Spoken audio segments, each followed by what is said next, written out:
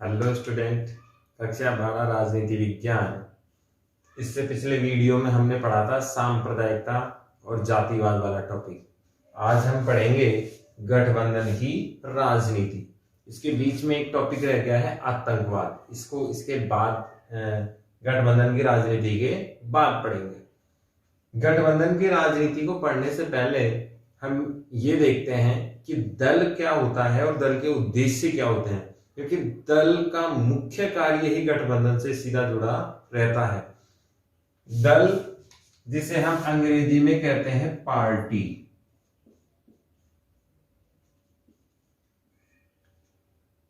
दल या पार्टी। दल का विशेषताओं की अगर हम बात करें तो दल का एक निश्चित उद्देश्य होता है। दल का क्या होता है? एक निश्चित उद्देश्य होता है। उद्देश्य सभी दलों के सेम ही होते हैं। क्या है? सत्ता प्राप्त करना, सत्ता प्राप्त करना, सरकार बनाना, शासन में भागीदारी निभाना। ये एक ही बात के चार नाम हैं। एक ही वाक्य के चार प्रकार से मैंने लिख दिया। सत्ता प्राप्त करना, सरकार में भागीदारी निभाना, शासन चलाना, जनता को फेस करना, सवालों के जवाब देना, संसद को फेस करना। ये सारी चीजें किसके काम हैं? दल के कार्य हैं। और दल का एकमात्र अगर उद्देश्य की बात करें तो वो क्या है? शासन में भागीदारी या सत्ता प्राप्त करना है। सिंपल सवाल आ जाए, दल का प्रमुख कार्य क्या है?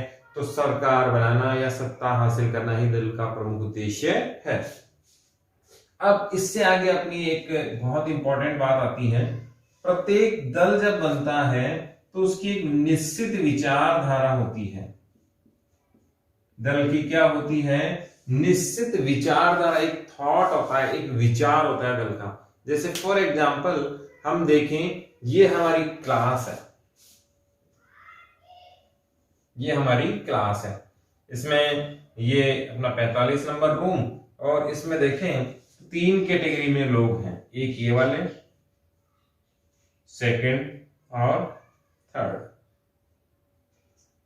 जैसे मान लीजिए ये सबसे सुपर हैं A+ वाले, ये B वाले और ये C वाले। इस तरीके से हमारी ये क्लास है। सबसे आगे C वाले पुअर स्टूडेंट्स।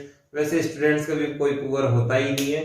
हम परसेंटेज के हिसाब से किसी का आकलन, वास्तविक आकलन तो नहीं कर सकते, लेकिन हमारी जो परीक्षा प्रणाली है, हमारा जो परिमापन है, वो पद्धति ऐसी है तो उसको हम चैलेंज नहीं कर सकते। सी कैटेगरी का व्यक्ति की जो विचार होंगे वो अलग प्रकार के होंगे। वो पढ़ाई में बहुत कम ध्यान दे रहा है, अदर एक्टिविटीज में बहुत ज्यादा ध्यान दे रहा है, मोबाइल, टीवी, सोशल मीडिया, बहुत सारी चीजों में वो इन्वॉल्वमेंट रखता है। बी कैटेगरी वाला एक सोशल डिपेंडेबिलिटी वो रखता है। कैसे? कुछ समय वो सोशल मीडिया वगैरह को दे रहा है, गेम्स को दे रहा है, और कुछ पढ़ाई भी वो कर रहा है। इसकी मार्कशीट बता रही है, उसका रिजल्ट्स बता रहा है। लेकिन अगर हम एक ही विचारधारा को देखें तो इसके विचार कैसे होंगे? एक प्रकार से पूरा फोकस, समर्पित विचारधारा उसकी होगी, समर्पित सोच उसकी होगी, किसके प्रति? पढ़ाई के प्रति होगी, और वो पूरा फोकस पढ़ाई पर करेगा। अब यहां से उसके कार्यक्रम में भी बदलाव आ गया। कैसे? ये बहुत स्मूथ विचारधारा का होगा, बहुत सिंपल, बहुत सज्जन होगा। ये थोड़ा सा नटखट, और ये तो खतरनाक बड़ा मामला है। राजनीतिक दल की विचारधारा भी इसी प्रकार से बनी होती है। ये एग्जाम्पल राजनीति दलों की विचारधारा पे एक्सेप्ट नहीं होता, लेकिन मैंने आपको अलग अलग विचारधारा हो सकती है एक ही क्लास में, एक ही देश में अलग अलग दलों की विचारधारा अलग हो सकती है, इसलिए मैंने ये एग्जाम्पल आपको बताया है। अब दल की विचारधारा के बारे में बात करते हैं। तो कोई भी दल अपना एक उद्देश्य लेकर आता है। जैसे फॉर एग्जाम्पल दिल्ली की बात करें, आम आदमी, दिल्ली की बात करें, आम आदमी की यदि हम बात करें तो आम आदमी में केजरीवाल साहब हैं, अन्ना हजारे हैं, और भी बहुत सारे। एक मेरे नाम राशि भी थे, यादव साहब, योगेंद्र यादव हैं, कुमार विश्वास जी हैं, बड़े कवि हैं। ये भी अच्छी चीज है, कहीं नाम सुनने को मिलता है। तो ये बहुत सारे लोगों ने मिलकर एक आंदोलन किया था। आंदोलन का प्रमुख उद्देश्य बहुत इंपॉर्टेंट है, इससे यहां समझ में आ जाएगा। आंदोलन का एकमात्र उद्देश्य क्या था? हम राजनीतिक पार्टी नहीं बनाने वाले हैं और राजनीति में शामिल नहीं होंगे, राजनीति से दूर रहेंगे और भ्रष्टाचार को मिटाएंगे। इस आंदोलन की प्रमुख शर्तें ये थी। अन्ना हजारे ने कहा था हम किसी भी पार्टी में शामिल नहीं होंगे, पार्टी नहीं बनाएंगे, चुनाव नहीं लड़ेंगे, भ्रष्टाचार मुक्त भारत हम चाहते हैं और उसके लिए लोकपाल बिल हम लाएंगे। ये सारी बातें, कॉन्सेप्ट क्लियर था। आम आदमी बहुत पॉपुलर हुआ, पार्टी बहुत पॉपुलर हुई। अचानक अन्ना हजारे को साइड किया गया, केजरीवाल जी आ गए, इलेक्शन लड़ा और दिल्ली के सीएम। तो वास्तव में विचारधारा क्या थी? भ्रष्टाचार मिटाने की। बाद में हुआ क्या? अचानक आक्रामक विचारधारा उन्होंने अपना ली और एक नई विचारधारा के साथ क्या आ गए? दल के साथ वो आ गए। दल की विचारधारा का मुख्य उद्देश्य क्या रहा? आम आदमी पार्टी का भ्रष्टाचार का विरोध करेंगे। किसी भी दल का एजेंडा तय होता है, किसी भी दल की विचारधारा तय होती है, तो आम आदमी पार्टी की विचारधारा क्या आई? भ्रष्टाचार के विरुद्ध ये पार्टी है। अगर हम दूसरी बात करें, अब बात करते हैं हम बीजेपी की हैं।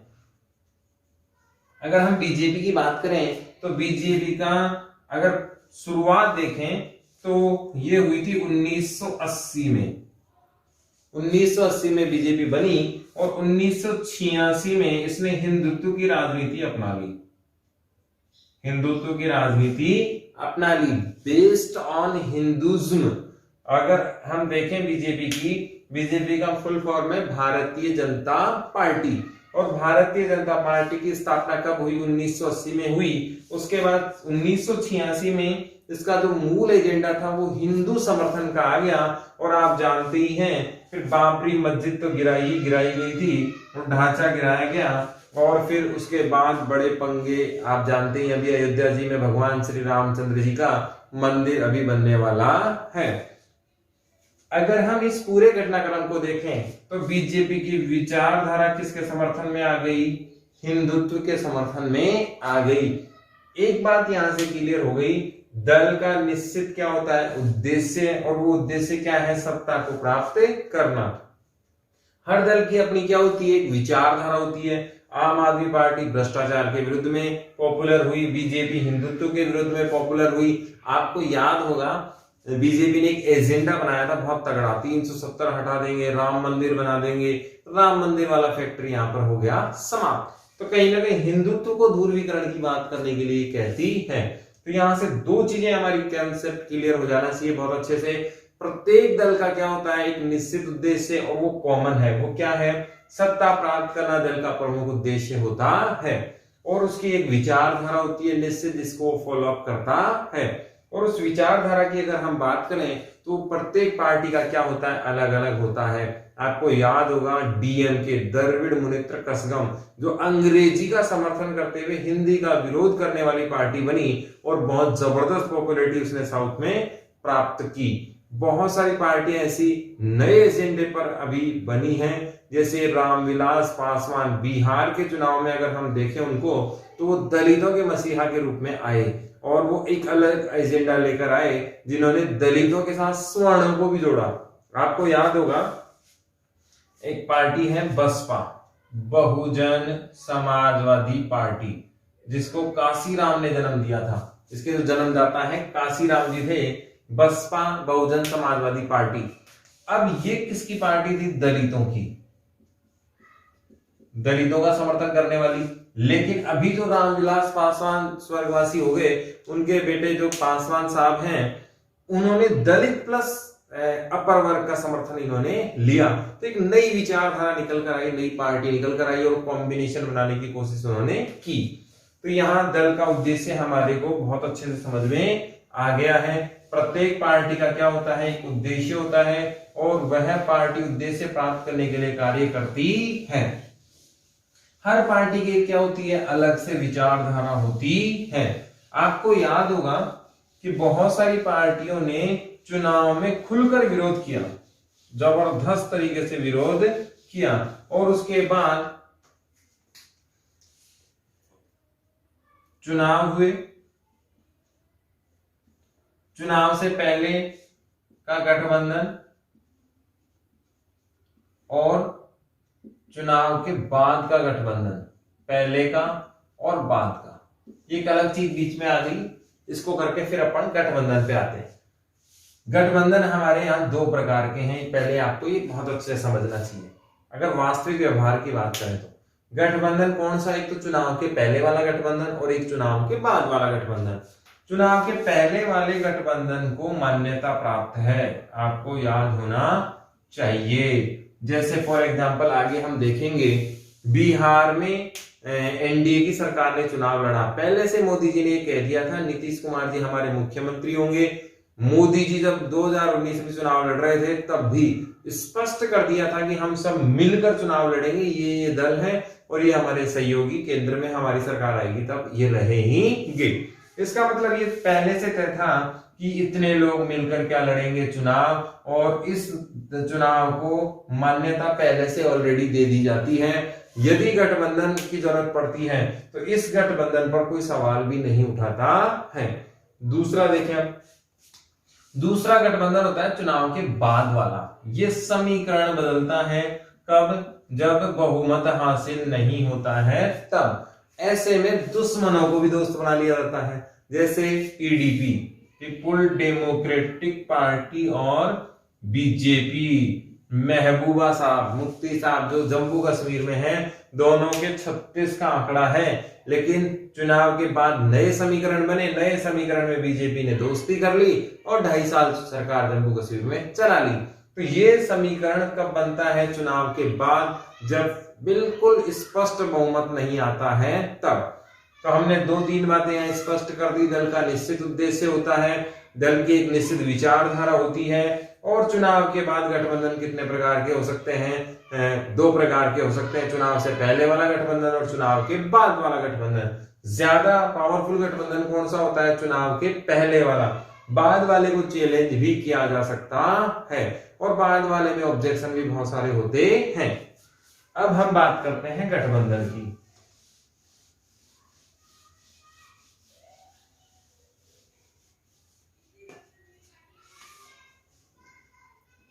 हमारे यहां सरकार बनाने के लिए एक निश्चित फॉर्मूला है। सरकार के लिए क्या है, निश्चित फॉर्मूला है, और उस फॉर्मूले का समीकरण क्या बनता है, 50 + 1 51%। गठबंधन की राजनीति में देखें तो सरकार बनाने का एक निश्चित फॉर्मूला है, 50 + 1 = 51%। ये आपको बहुत अच्छे से ध्यान में रखना है। अब बहुत सारे बच्चे इसमें कंफ्यूज होते हैं और वो डायरेक्टली क्या लिख देते हैं, 51% लिख देते हैं, जो कि बिल्कुल 100% गलत है। कैसे गलत है, हम बात करते हैं राजस्थान सरकार की। राजस्थान सरकार में 200 सीटें विधानसभा की वर्तमान में है। आपके हिसाब से 200 का 51% कितना होता है, जैसे 1% की कितनी सीटें हो रही हैं, 2, तो 100 सीटें तो हो गई 50% की, प्लस 2 आपके हिसाब से हो गई, तो टोटल कितना हो गया, 102 हो गया। 51% कितना होगा, 102 सीटें होंगी। एक सीटें कितनी आ रही हैं, 2 आ रही हैं। लेकिन अगर इसको हम इस तरीके से देखें तो 100 + 1 ये बेस्ट फॉर्मूला है, और 101 का बहुमत रहेगा, ये गलत समीकरण है। फॉर एग्जाम्पल कहीं पर 400 सीटें हैं, किसी विधानसभा की सीटें कितनी हैं, 400, जैसे उत्तर प्रदेश की हैं 404 सीटें, वहां पर 403 सीटें वहां पर हैं। अगर इस 400 का 1% देखें तो कितनी सीटें हो गई, 4 सीटें हो गई। इसका 50% कितना हुआ, 200 हुआ, और अगर 4 को जोड़ दें तो 204 होती हैं, जो कि क्या गलत समीकरण है। जबकि होना कितना चाहिए था, यहाँ पर 201 सीटें ही होनी चाहिए थी। तो ये 1% इसलिए अलग लिखा जाता है कि 50 हो उसमें सिर्फ 1 सीट ज्यादा आनी चाहिए, 50% से 1 ज्यादा होना चाहिए। एग्जाम्पल के तौर पर विधानसभा, तो 272 यहाँ क्या रहेगा, गोल्डन आंकड़ा रहेगा।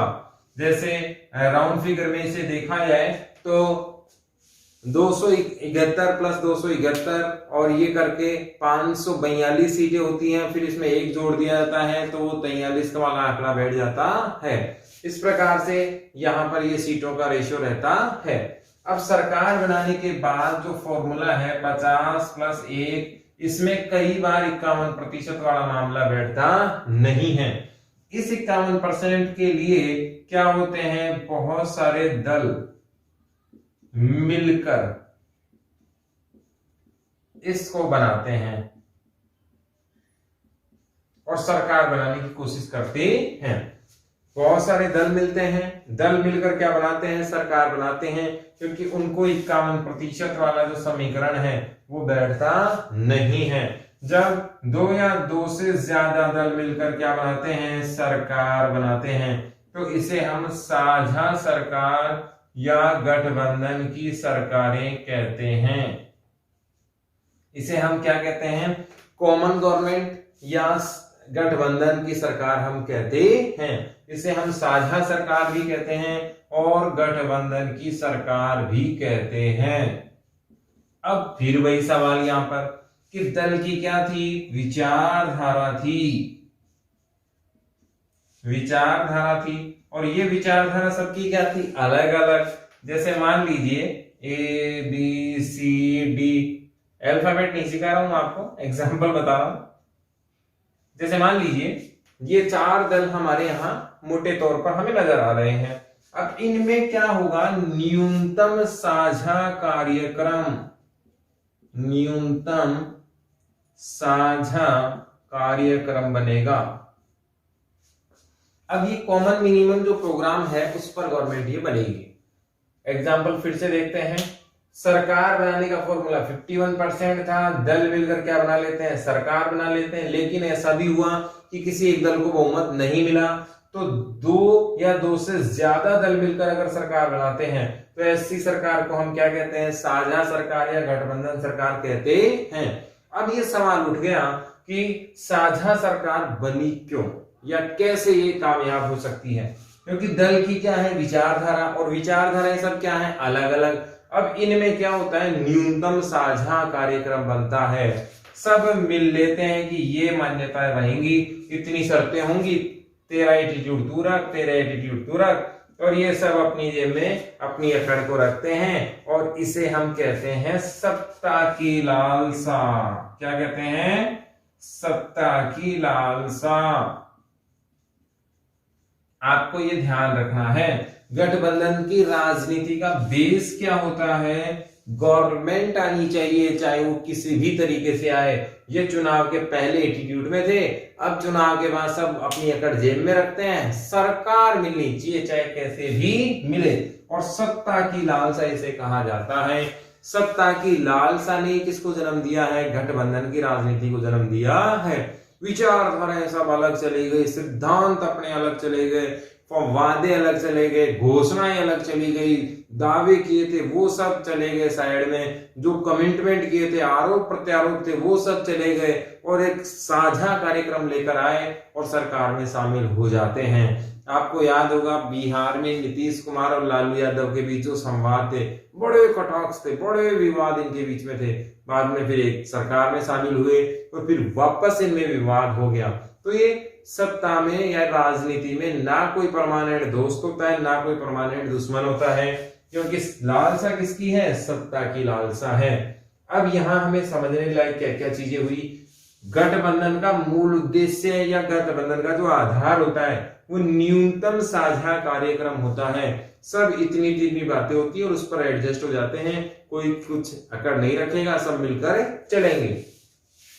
किस लिए होती है गठबंधन, सत्ता प्राप्त करने के लिए, सत्ता का लालच होता है, इसीलिए गठबंधन आसानी से हो जाता है। विभिन्न विचारधारा वाले दलों में भी बहुत आसानी से गठबंधन क्यों हो जाता है, सत्ता प्राप्ति के लिए। इतनी बातें आपको समझ में आनी चाहिए। यहां से 2 बातें हमारे समझ में आ गई कि साझा सरकार क्यों बनती है, जब किसी एक दल को बहुमत नहीं मिलता, और सरकार तो बनानी ही बनानी है, क्योंकि दल का प्रमुख उद्देश्य ही क्या था, सरकार बनाना। तो ऐसे में बहुत सारे दल मिलकर, 2 से ज्यादा दल मिलकर क्या बनाते हैं, सरकार बनाते हैं। इनको हम क्या कहते हैं, साझा सरकार या गठबंधन की सरकार। इनका जो आधार होता है वो क्या होता है, न्यूनतम साझा कार्यक्रम इनका आधार होता है। और ये किस लिए बन जाता है, बहुत आसानी से, क्योंकि सबको क्या चाहिए, सत्ता चाहिए, हर हाल में सत्ता चाहिए। तो सत्ता की लालसा के कारण गठबंधन आसानी से बन जाता है।